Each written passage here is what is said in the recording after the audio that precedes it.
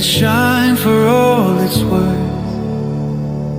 Every heart and every soul longing for your full control. Break the chains and heal the land. Raise the weary with your hand.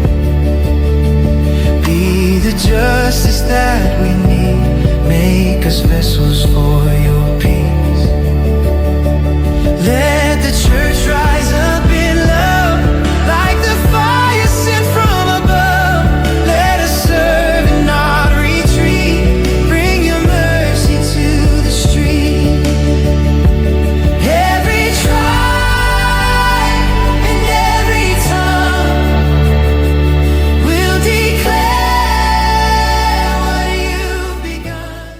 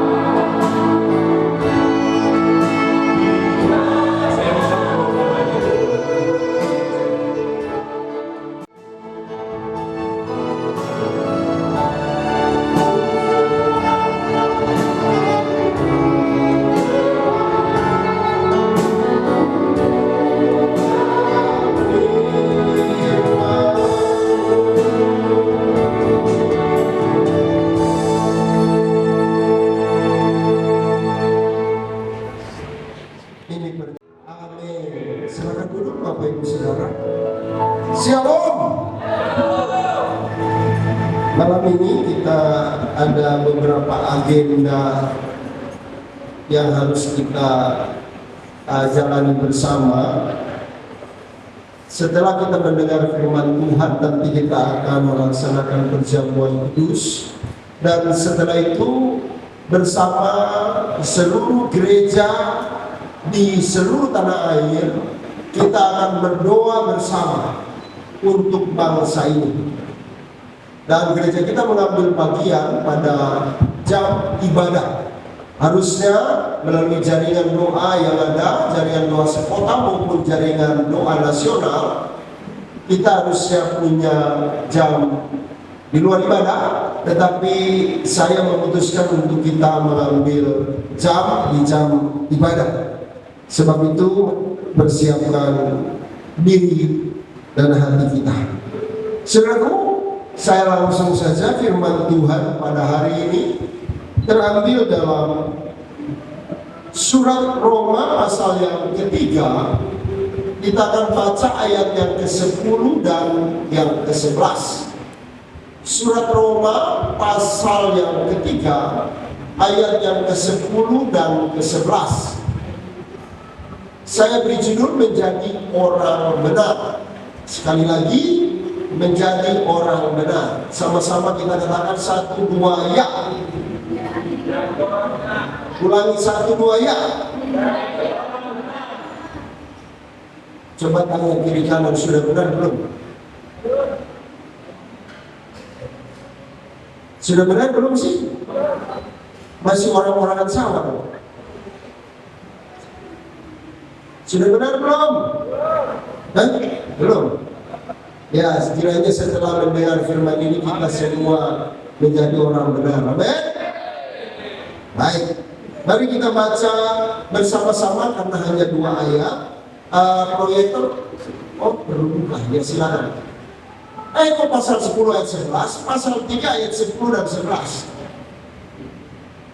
Gak usah buka Alkitab saja. 1, 2, iya. Seperti ada tertulis, tidak ada yang benar, seorang pun tidak. Tidak ada seorang pun yang berakal budi. Tidak ada seorang pun yang mencari. Amin. Amin buat firman Tuhan sebagai wujud pengakuan pertobatan. Hari ini kita datang cari Allah, tapi Alkitab berkata tidak seorang pun yang mencari Allah. Saudaraku, saya tulis beberapa pokok di sini bahwa Rasul Paulus menjelaskan tentang dosa dalam pasal 3 ini. Kalau kita baca mulai dari ayat 1. Dan pada surat ini Paulus berkata, apakah lebihnya orang Yahudi daripada orang-orang lain atau bangsa lain? Lalu apa pentingnya sunat? Dan dia menjawab dalam ayat yang kedua bahwa orang Yahudi itu lebih berbeda artinya kan? Kenapa? Karena firman Tuhan datang dari Yahudi. Melalui mereka itu firman Tuhan yang kita baca hari ini. Penulis kitab Taurat yang terkenal Musa, juga dari bangsa Israel. Kemudian seluruh manusia lain dari keturunan Israel. Lalu apa? Apakah berarti kalau ketidaksetiaan bangsa Israel menggugurkan kesetiaan Allah? Tidak.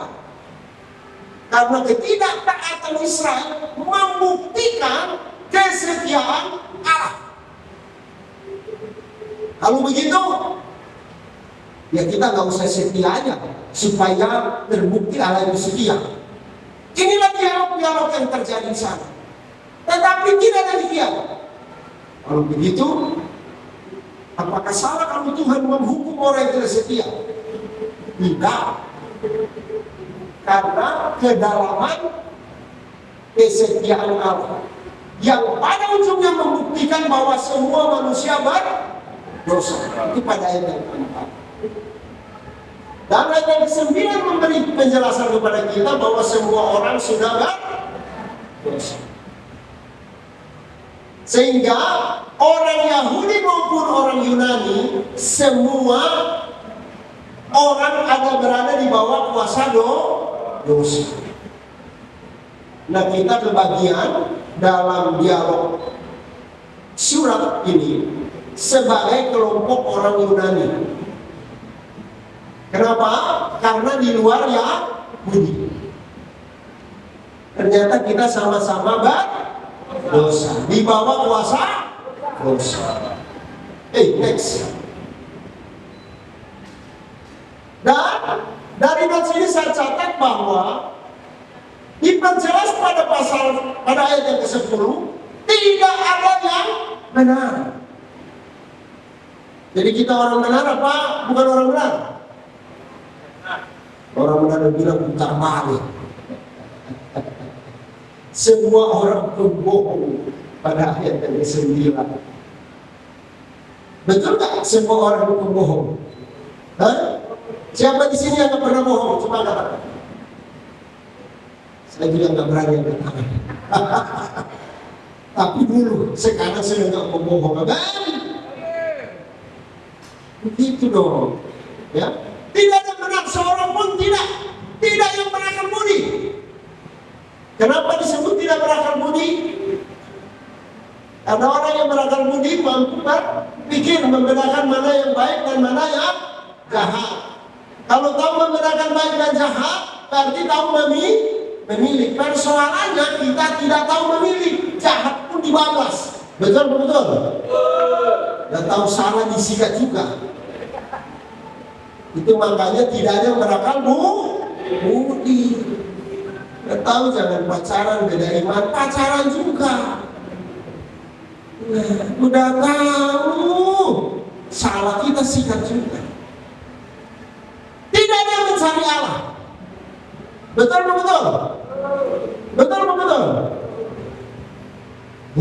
Terus kita di sini cari siapa? Jadi pendeta. Tidak ada yang mencari Allah, betul atau tidak? Kalau kita renungkan dalam ini betul. Sekarang saya tanya sama Tuhan. Sampai detik ini sejak mulai ibadah sudah ketemu Tuhan? Enggak ada yang jawab. Sudah ketemu Tuhan belum? Carilah maka kamu akan Kenapa belum dapat? Sudah ketemu Tuhan belum? Sudah belum? Yesus hanya sejauh doa. Jadi kalau Yesus sejauh doa, dari tadi kalian nggak berdoa. Enggak ketemu. Jadi ini bukti. Nanti kita bahas lebih lanjut. Next, saya mau kejar-kejaran semua. Hei, cepatan. Oke. Prinsipnya dari khotbah ini tujuannya adalah kita harus menjadi orang. Pertanyaannya adalah bagaimana cara menjadi orang benar. Atau di sini ada yang mau jadi orang yang nggak benar? Coba katakan. Biar kita doain ke depan, maju. Semua mau jadi orang benar. Mau jadi orang benar jangan ke Jawa Tengah. Di Jawa Tengah ada satu kampung, saya juga baru tahu. Waktu saya lewatin itu dari Kulon Progo ke Purworejo, itu di sana satu kampung namanya Kampung Benar. Jadi semua warganya orang benar. Itu saya terkaget-kaget. Ini bagus banget ini nama kampung. Kampungnya namanya Benar. Di sana walaupun kampung benar belum tentu benar. Ya, jadi kita harus jadi orang benar. Dan bersyukur yang hadir malam ini, itu tandanya engkau pasti jadi orang benar. Bilang kiri kanan, kamu orang benar. Iya, kamu bukan orang benar, Tuhan pasti nggak izinin kamu hadir malam ini. Kenapa? Kamu nggak akan dengar di khotbah. Ya. Bagaimana persoalannya? Ini bukan tunjuk-tunjukkan kamu orang benar terus keluar sudah jadi orang benar. Bukan. Bagaimana cara jadi orang benar? Ini dulu, ya. Kalau kita baca Alkitab, lebih lanjut saya menemukan paling tidak ada 4 rahasia atau 4 cara menjadi orang benar. Yang pertama, miliki Yesus. Yang kedua, miliki hati yang baru. Yang ketiga, miliki firman. Yang keempat, miliki prinsip beribadah. Oke, kita mulai satu persatu. Sama-sama bilang miliki Yesus. Yohanes 14 ayat 6 berkata begini, akulah jalan, kebenaran, dan hidup. Tidak seorang pun datang kepada Bapa kalau tidak melalui aku. Jadi dari ayat ini ada 3 milik orang yang punya Yesus. Yang pertama, bahwa dia pasti punya jalan. Bilang kiri kanan, kamu punya jalan. Hei, kamu punya jalan. Yang serius, kamu punya jalan untuk sukses. Kamu punya jalan untuk selesai masalahmu. Kamu punya jalan untuk jadi kaya. Kamu punya jalan untuk dapat jodoh. Kamu punya jalan jadi orang terkenal, orang hebat, orang berhasil, orang beruntung. Kamu punya jalan. Jalanmu apa? Ini makanya saya tanya ketemu Tuhan belum. Ini baru saya bacain, saudara nggak tahu jalannya mana. Kamu punya jalannya gimana? Yesus. Yang sekolah Tuhan Yesus. Engkau pasti tolong aku. Tuhan Yesus segera tolong aku sekarang. Tuhan Yesus, tugasku banyak. Tolong beri aku jalan. Kamu punya jalan. Amin. Kamu punya jalan, kamu pasti ada jalan. Masalahmu ada jalan keluar, atas masalah rumah tanggamu, ada jalan keluar atas segala masalah hidupmu. Kamu punya jalan. Memang jalan yang Tuhan beri tersembunyi, jalanmu tak terselami oleh setiap hati kami. Namun satu hal ku percaya, ada rencana yang indah. Rencana indah. Dari mana tahu? Karena kita tahu kita punya jalan. Dalam nama Yesus, segala biaya kontrakan, biaya kuliahku, Tuhan buat lunas, Tuhan buka jalan. Begitu cara berolehnya. Ini membelai, dapat masalah malah nangis. Nggak ada itu di kerajaan Allah. Amin. Masalah dompet kempes. Hei, kamu punya jalan supaya dompetmu penuh kembali. Amin. Tuhan berkati lumbungku ini dalam nama Yesus. Rekeningku Tuhan berkati dalam nama Yesus. Begitu. Masa setiap pagi kita doain gak ada hasil? Gak mungkin. Kamu punya jalan. Amin. Kamu, kalau terlalu panjang itu deh. Kamu punya kebenaran. Ketika kita punya Yesus, kita punya kebenaran. Ketika kita punya Yesus, kita punya kebenaran. Ketika kita punya Yesus, kita punya kebenaran. Mudah-mudahan saudara ngerti. Saya kalau ulang-ulang berkali-kali ini punya maksud loh ya. Bukan sekedar cari sensasi. Kenapa? Waduh, saya kasih bonus dulu. Karena kita punya kita orang benar. Kita orang benar bukan karena kita bisa benar, tapi karena kita punya Yesus. Amin.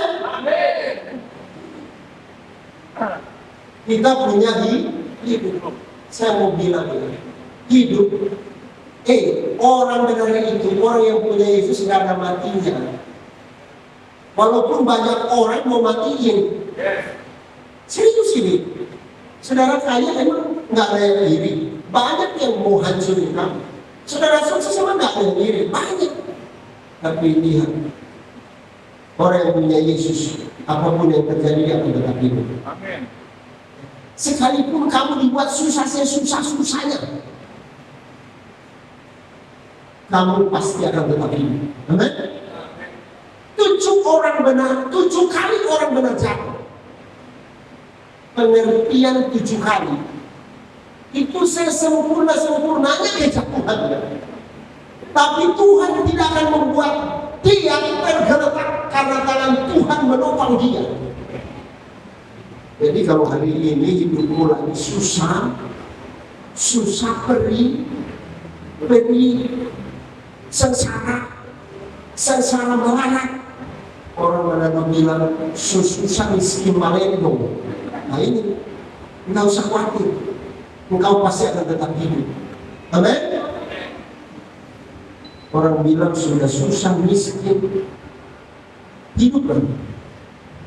Ini orang benar. Engkau tetap hidup. Bahkan engkau mati sekalipun engkau tetap hidup. Kenapa? Karena punya Yohanes 11:5 berkata, barang siapa percaya kepadaku, ia akan hidup sekalipun ia sudah mati. Ada bilang yes. Aduh. Warga kerajaan Allah harus tertiak. Kenapa ada sukacita?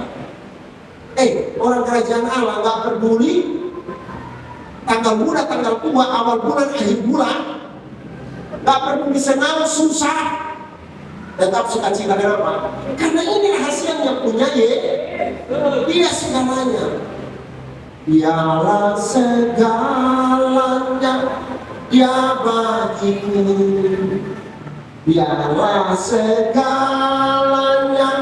besar kecil, masalah besar, masalah kecil, dia segalanya. Amin. Dia pasti tolong. Maka ada masalah, gak ada masalah, orang kerajaan Allah tetap tersenyum dan bersukacita. Amin. Bertahan kuat. Kenapa? Karena Tuhan pasti kasih jalan. Tapi makin sakit, bagaimana? Gak apa-apa, tahan aja. Udah mau mati, gak apa-apa, mati ntar hidup lagi. Amin. Itu pengharapan di dalam Tuhan. Percaya saudara, kalau Tuhan mau bikin kita hidup, udah mati kita hidup lagi. Saya masih hidup kan? Harusnya 25 Juli 2021 saya sudah mati. Kalau Tuhan mau masih kasih hidup, saya hidup. Jadi kalau nanti mati lagi, saya hidup lagi. Nggak ada yang aneh saudara, saya punya kembangan kayak saya. Ya, saya pasti hidup lagi. Kenapa? Minimal saya hidup di kerajaan Bapa. Hidup di dunia puji Tuhan. Nggak hidup di dunia puji Tuhan. Kenapa? Karena ada di dalam kekekalan bersama Yesus. Amin. Kalau aku sudah menyediakan tempat bagimu, aku akan datang menjemput kamu supaya di mana aku ada, kamu pun berada. Yesus ada di surga apa di neraka? Surga. Bulan lalu Alkitab berkata, maka ia merangkat ke surga. Bukan ke neraka, ke surga. Jadi dia ada di mana? Surga. Jadi kalau dia di surga, dia akan jemput saya bawa ke surga. Itu. Amin. Jadi yang tua harus penuh sukacita. Amin. Tandanya waktunya sedikit lagi kita masuk surga. Kenapa? Karena ada tua muda suka cita. Muda bersuka cita karena Yesus adalah jalan. Amin. Tua bersuka cita karena Yesus adalah kehidupan. Dan semua kita bersuka cita karena Yesus membenarkan kehidupan. Aduh, saya sudah setengah mati, nggak ada yang bertahan. Setengah mati loh. Nyampaikannya sudah bagaimana supaya ngerti. Waktu ngerti bagaimana Tuhan supaya jemaat ngerti. Aduh, jadi jemaat itu dari harus respon. Karena itu pendeta diambilnya sedemikian. Belum lagi sebelum dapat kita bahwa Tuhan apa Tuhan, gitu ya. Jadi ini para pengkhotbah di sini jangan sembarang main khotbah apalagi pilih dari internet. Doa minta, internet hanya mendukung. Ya, saya mengharapkan itu. Ya, lanjut. Next, saya kalau ini udah ya. Sorry, balik. Ini. Yesus kita juga sudah memberi kita roh kebenaran. Lihat ya. Melalui Yesus Roh Kudus yang disebut roh kebenaran itu ada pada kita. Tanpa Yesus nggak ada cerita Roh Kudus. Ya. Kenapa? Karena 1 Korintus 12 ayat 3, kehadiran Roh Kudus, karena Roh Kudus ada dalam diri seseorang, dia mampu berkata, Yesus itu Tuhan. Amin. Baca 1 Korintus 12 ayat 3 di rumah aja, di komsel aja. Ya. Tanpa ada Roh Kudus orang nggak akan ngaku Yesus itu Tuhan. Jadi Pak, kalau orang nggak percaya Yesus berarti nggak punya Roh Kudus. Berdasarkan 1 Korintus 12 ayat 3, demikian adalah. Kalau orang punya Roh Kudus, pasti dia mengakui Yesus Tuhan. Dan Roh Kudus itu disebut Roh kebenaran. Yang dari surga semua senang bersekutu bersama yang dari surga. Mana ada yang dari surga mau bersekutu dengan dari neraka? Ada wae. Gitu. Jadi coba katakan yang punya Roh Kudus. Oh, luar biasa. Tuhan inilah penghuni surga. Bukan lagunya lewat, tapi ini nyata. Amin. Anak muda, dengar pasang telinga baik-baik. Jangan karena Maimunah dan Fahrul lalu kalian tinggalin Yesus ya. Ini penting ya. Jangan. Nggak ada hidup kamu. Ya. Lihat ini. Kita beroleh kebenaran hanya melalui Yesus. Roma pasal 5 ayat 1 dan 9. Nggak ada jalan lain. Ya. Nggak ada jalan lain. Nanti bacanya di ponsel aja. Next. Bagaimana kita menjadi orang benar? Miliki hati yang baru. Dan kenapa emang hati saya sudah pensiun, sudah kedaluarsa? Enggak, lihat ini Yesus sendiri yang ngomong bahwa kecenderungan hati manusia, bahwa dari dalam hati manusia muncul segala pikiran jahat.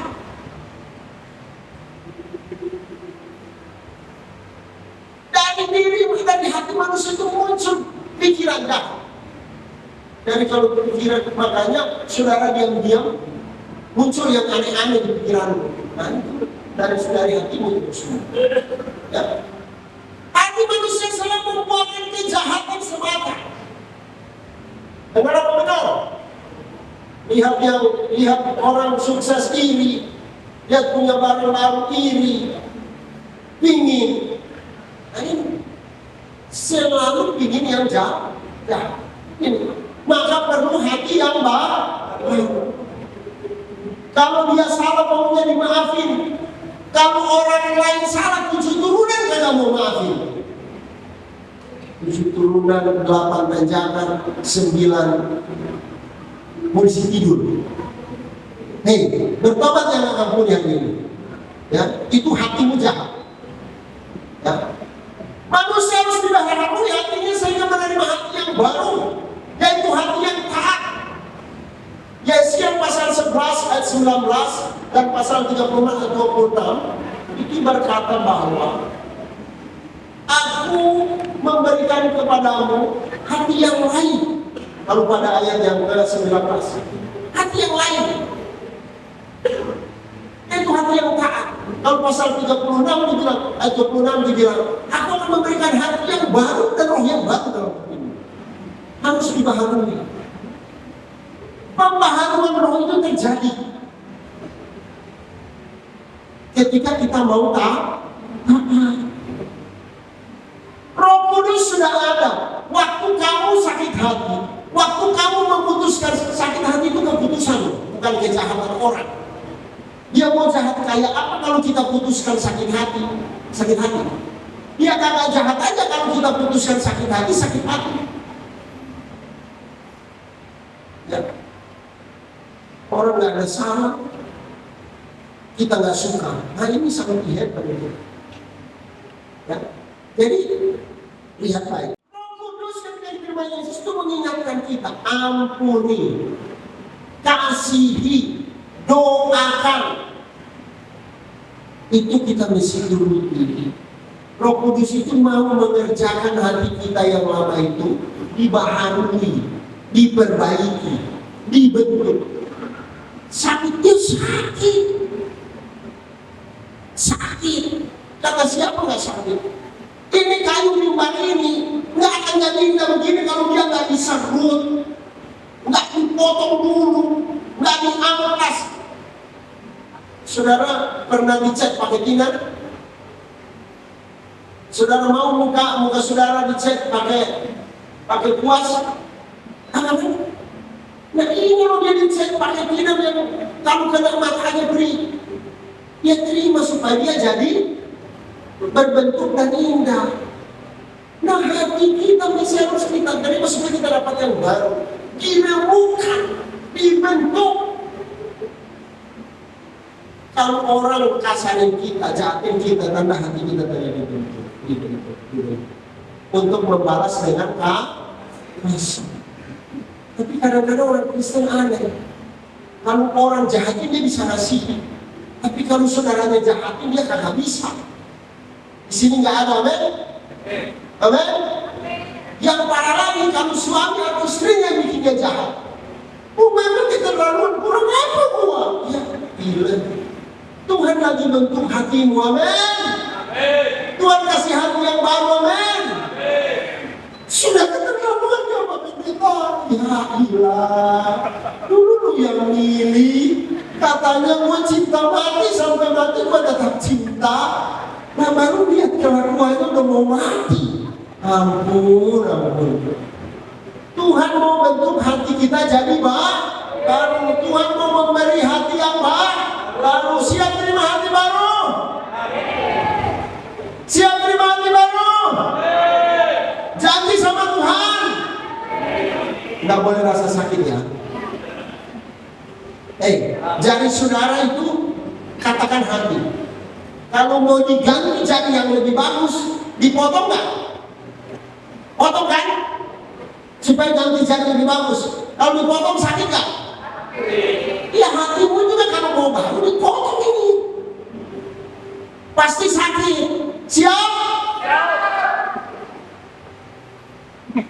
Udah tahu pacaran sejenis? Benda itu nggak boleh. Kamu harus terima. Itu sakit. Kita udah terlanjur cinta Tuhan. Dunia terasa gelap. Racun tikus terasa Coca-Cola. Ya gile. Amin. Mau hati yang baru begini caranya.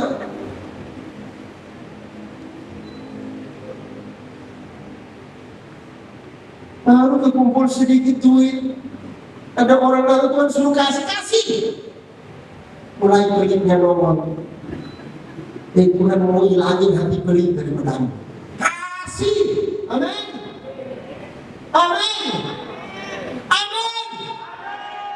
Aminnya kalau memberi kecil amat. Kerajaan Allah harus punya kekuatan untuk membaharui hati, amin. Buang hati yang lama, gak ada guna. Bikin kita miskin, bikin kita susah, bikin kita kepahitan.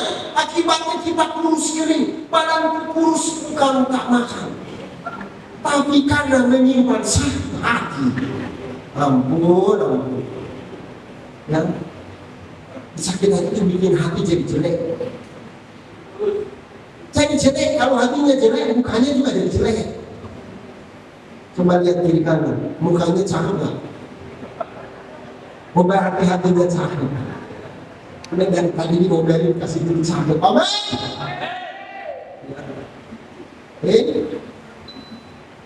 Miliki hati yang bagus. Sudah lanjut. Cepat. Ini yang habis. Yang ketiga, miliki firman.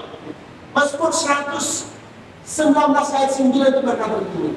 Dengan apa orang muda mempertahankan kelakuan yang bersih? selain menjaganya dengan firman. Miliki firman. Ya iya, saya punya firman dengan baiknya. Tuhan menciptakan dari yang tidak ada menjadi ada, dari keadaan yang kacau balau. Bumi belum berbentuk, itu padanan katanya kacau balau, rusak benar, hancur lebur. Lihat ya, kalau hidupmu kacau balau, hancur lebur, susah benaran, ini caranya. Tuhan memperbaikinya, menciptakannya dengan firman. Lalu itu dirusak oleh dosa. Maka Allah datang membaharui kembali, membuat firman itu hidup menjadi manusia. Firman itu telah menjadi manusia dan diam di antara kita. Dia perbaiki sampai di Golgota. Dia mati tersalib untuk membaharui. Lalu setelah dia baru dia ke surga, dia memberikan roh kepada kita untuk menulis firman. Dia memberikan kepada para hambanya untuk menulis firman. Supaya apa? Supaya dulu, sekarang, dan selamanya firman itu kita bisa baca, kita bisa dengar, kita bisa wartakan, kita bisa renungkan, kita bisa sampaikan, kita bisa lakukan. Itu pekerjaan Tuhan sendiri. Amin. Amin. Maka bagaimana supaya kita memiliki firman? Lihat baiknya. Banyak anak Tuhan susah hidupnya, hancur lebur keadaannya karena dia tidak punya firman. Dia tidak bisa benar karena tidak punya firman. Intinya mesti hidup benar, baru dia bisa apa tadi? Jadi orang benar. Dia mesti punya firman, baru dia bisa jadi benar, dan dia bisa jadi orang benar. Lihat ya, untuk memiliki firman, poin yang paling kedua dan terakhir, dia harus mendengar, merenungkan, memperkatakan, melakukan. Ada berapa M itu? 4 ya. Firman. Yesus 1 ayat 8 itu dalam, janganlah engkau lupa memperkatakan kitab Taurat ini, tetapi renungkan itu siang dan malam, supaya engkau bertindak hari-hari sesuai dengan segala yang tertulis di dalamnya. Maka perjalanan itu perjalanan hidupmu dan hidupku, perjalanan waktumu dan waktuku akan berhasil dan engkau akan beruntung. Aminnya setengah. Aminnya yang kencang, yang paling kencang, berkatnya paling kencang. Amin.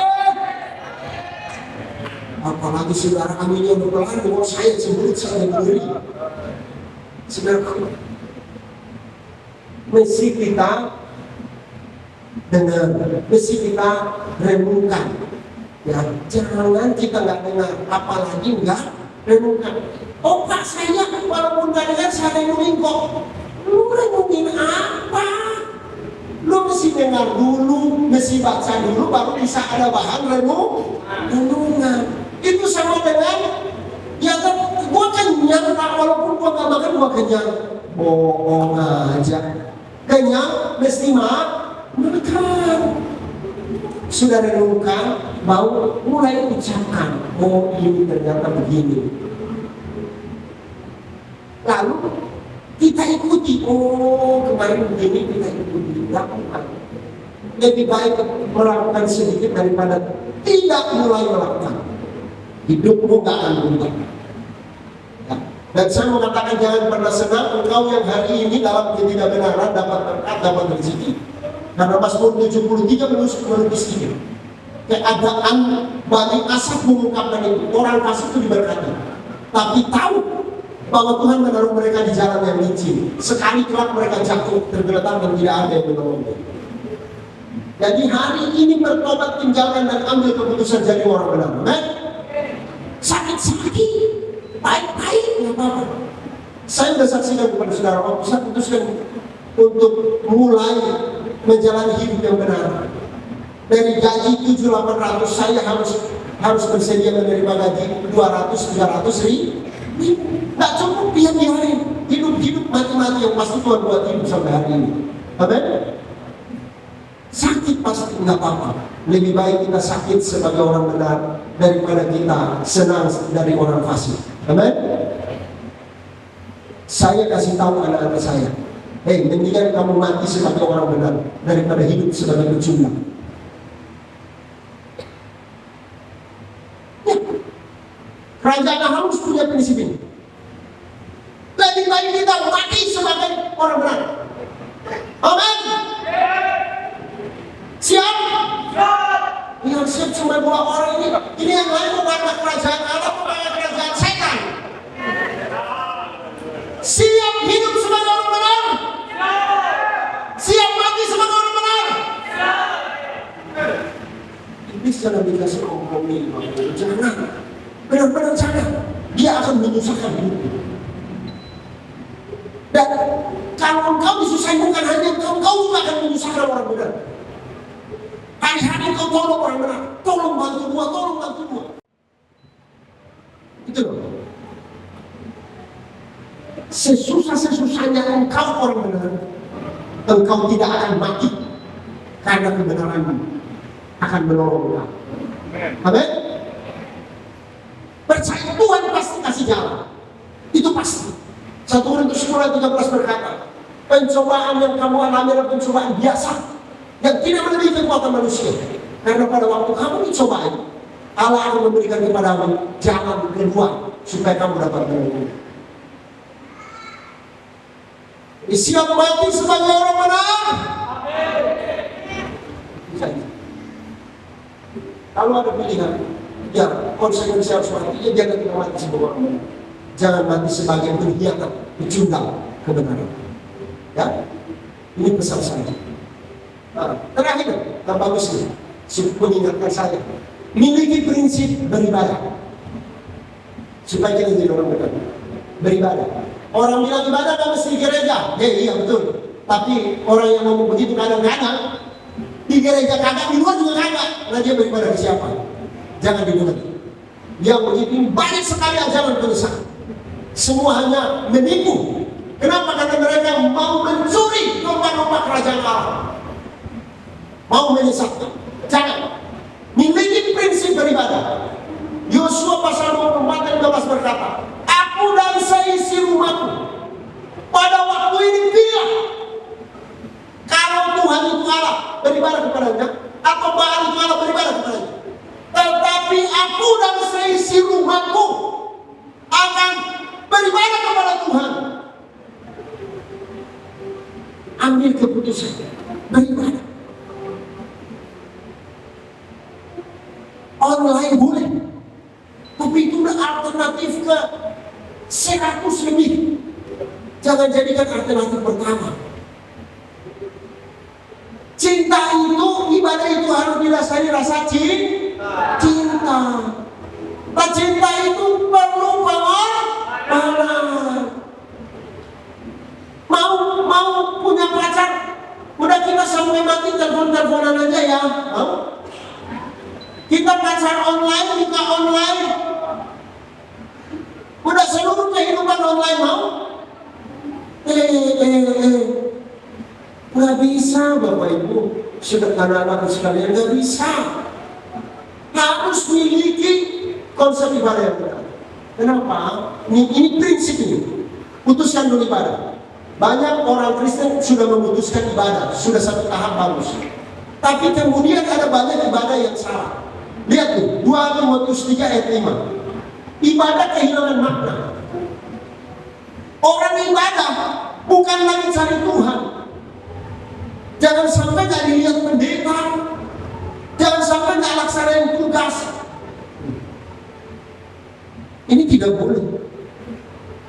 Secara lahirnya mereka menjalankan ibadah mereka, tetapi pada hakikatnya mereka memungkiri kekuatannya. Di dalam ibadah sebetulnya ada kekuatan. Kenapa ada Tuhan di sana? Harusnya selesai ibadah kamu menjadi semangat. Kenapa kamu gak semangat? Karena di ibadah kamu gak sungguh-sungguh. Ibadahmu kehilangan makna. Ibadahmu gak punya kuasa. Kenapa pelayananmu gak menolong orang? Karena kamu gak sungguh-sungguh melayani. Gak persiapkan sungguh-sungguh. benar. Apalagi ibadah karena sembako. Oh, di situ ada pembagian sembako, antri ibadah. Ibadah karena dapat duit, lebih parah lagi. Sekarang saya tanya, orang mempersembahkan persembahan kepada Tuhan atau Tuhan yang mempersembahkan persembahan kepada jemaat? Yang pertama apa yang kedua? Sekarang gereja kebalik. Betul apa betul? Ini sudah berlangsung. Ini dua Timotius 3 ayat 5. Ya kita datang sungguh-sungguh beribadah. Kalaupun dari gereja dibagikan, puji Tuhan. Kan silakan. Ya itu urusan gereja membodohi jemaat, urusan dia. Itu salah pemimpinnya. Yang pasti adalah kalau jemaat kesulitan, gereja wajib menolong. Dan tidak boleh sampai tidak ada makanan. Kenapa? Karena supaya ada persediaan makanan di dalam rumahku, kata Tuhan. Maleakhi 3 ayat 10. Tapi sebelum menuntut itu, lihat kalimat sebelumnya ya. Saya nggak mau jelasin. Ya. Yang kedua, Alkitab kami itu nggak mungkin suruh. Latihlah dirimu beribadah. 1 Timotius 4 ayat 7. Suruh latih. Anak-anak muda, ini kalau udah begadang kadang-kadang besoknya malas ibadah. Latih, tetap rajin, tetap setia. Di sana ada kekuatan, maka engkau nggak akan salah pilih jodoh. Amin. Kenapa anak muda bisa dapat jodoh di luar gereja? Karena dia sering lengah ke gereja. Jadi lebih luas pergaulannya di luar gereja. Dia lebih lihat dunia lebih indah daripada di rumah Tuhan.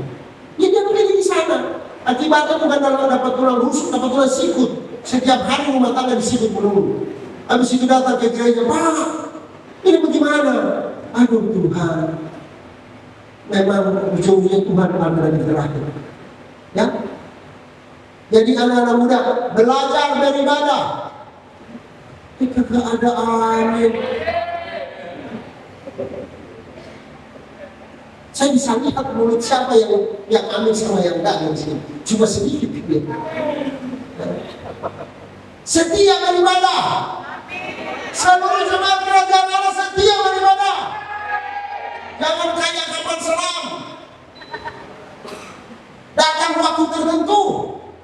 Tuhan suruh latihlah dirimu beribadah supaya kamu jadi orang benar.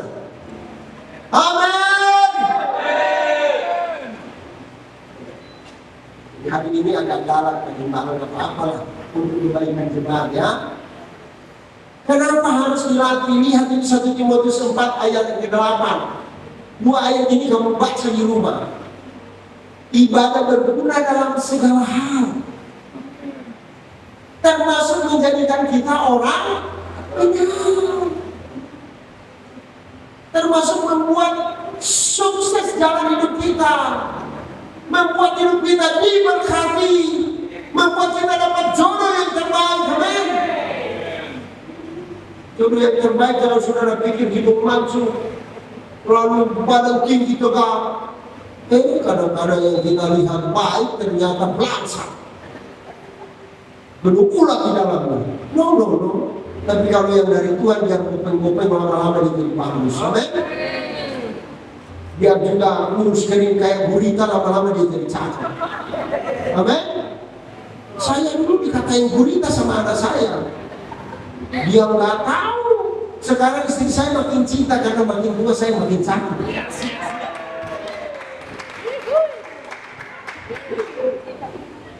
Puji Tuhan, haleluya. Bu Rofika tahu nih maksudnya. Puji Tuhan. Puji diri hamba mago, puji Tuhan, haleluya. Bukan puji diri ya. Saya kasih tahu rahasianya anak-anak muda ya. Kalau kamu menjadi orang benar, lama-lama kamu makin cantik. Saya punya anak si Desi. Itu dia beribadah, saya boleh saksikan dia benar-benar. Kalau nggak ada kendala khususnya nggak pernah beribadah. Dari yang kecil dia datang jelek banget dia. Sekarang cantik loh dia. Tapi laki-laki nggak pilih dia mungkin. Saya kasih tahu aja terus terang. Saya gembala, saya tahu mana domba-dombanya. Ini. Jadi sungguh-sungguh punya prinsip. Amin. Cari Tuhan sungguh-sungguh. Jadi orang benar. Cewek-cewek yang penampilannya pas-pasan, cari Tuhan sungguh-sungguh. Nanti jadi cantik kamu. Amin.